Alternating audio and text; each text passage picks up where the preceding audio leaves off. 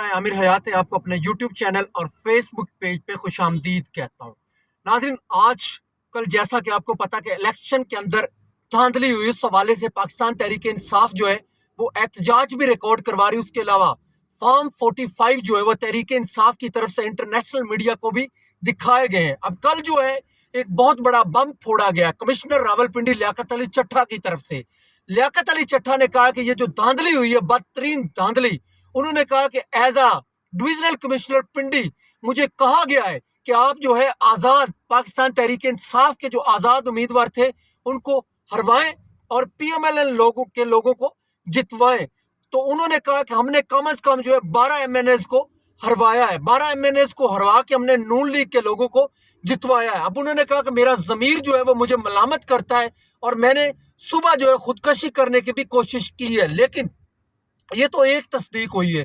ابھی اور بہت سے لوگ جو ہیں، بہت سے ڈپٹی کمشنر، بہت سے کمشنر جو ہیں وہ بتائیں گے، ان کا ضمیر ان کو ملامت کرے گا، وہ بتائیں گے کہ کس طرح سے انہوں نے دھاندلی کی اپنے اضلاع کے اندر، اپنے ڈویژنز کے اندر۔ یہ تو ایک شہادت آئی ہے۔ اب تو اس میں کوئی کسر باقی نہیں رہ گئی کہ یہ جو الیکشن تھا یہ دھاندلی زدہ تھا، یہ الیکشن نہیں تھا، یہ ایک سلیکشن ہوئی تھی۔ اب انہوں نے بڑے سویر قسم کے جو ہے ایلیگیشنز جسٹس قاضی فائز عیسیٰ صاحب پہ بھی لگائیں، اس کے علاوہ جو ہے چیف الیکشن کمشنر پہ بھی لگائے۔ میرے خیال میں اگر یہ جو جتنے بھی انہوں نے سویر قسم کے ایلیگیشنز لگائے، اگر یہ ایلیگیشنز ٹھیک ہے تو میرے خیال میں چیف جسٹس آف پاکستان کو استعفیٰ دے دینا چاہیے۔ چیف جسٹس پاکستان جو ہے اس کرسی کے قابل نہیں رہے۔ میں پھر سے کہہ رہا ہوں، اگر یہ الزامات ٹھیک ہے تو چیف جسٹس آف پاکستان کو استعفیٰ دینا چاہیے، اور اس کے علاوہ چیف الیکشنل کمشنر آف پاکستان کو بھی استعفیٰ دے دینا چاہیے۔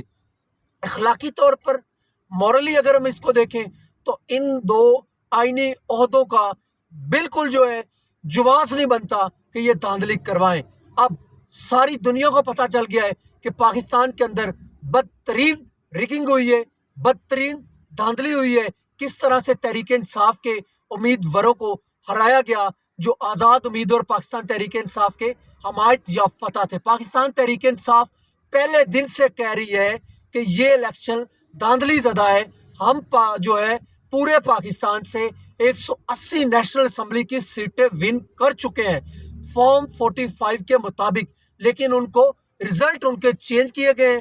فارم 47 کے مطابق پاکستان تحریک انصاف کے لوگوں کو ہروایا گیا ہے۔ اب یہ انٹرنیشنل میڈیا اس پہ بات کر رہا ہے، اس پہ نیشنل میڈیا بات کر رہا ہے، اس پہ سوشل میڈیا بات کر رہا ہے، اس کے علاوہ جتنے انٹرنیشنل جو لوگ ہیں وہ اس پہ بات کر رہے ہیں، ہیومن رائٹس کے لوگ بات کر رہے ہیں۔ امریکہ نے ایون کہ امریکہ اس پہ بولا ہے کہ پاکستان کے اندر یہ الیکشن جو ہے یہ قابل قبول نہیں ہے، یہ دھاندلی زدہ الیکشن ہے۔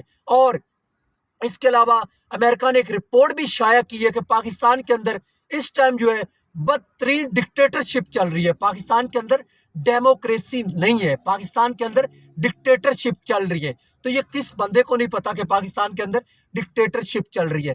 اب ناظرین، یہ جو بڑے سویر قسم کے ایلیگیشن جو لگے، ان کی شہادتیں پہلے بھی آ رہی تھی، اس کے علاوہ آپ نے مولانا فضل الرحمان صاحب کے بیانات بھی سنے، انہوں نے بھی اس چیز کی تصدیق کر دی ہے کہ یہ جو الیکشن ہے یہ دھاندلی زدہ ہے۔ اس کے علاوہ عمران خان کو جو ہے وہ عدم اعتماد کی تحریک کے ذریعے سے نہیں نکالا گیا، بلکہ عمران خان کو جنرل باجوہ اور جنرل فیض نے نکالا تھا۔ جنرل باجوہ نے پولیٹیکل انجینئرنگ کی تھی۔ تو یہ آج کل ملک کے حالات ہیں۔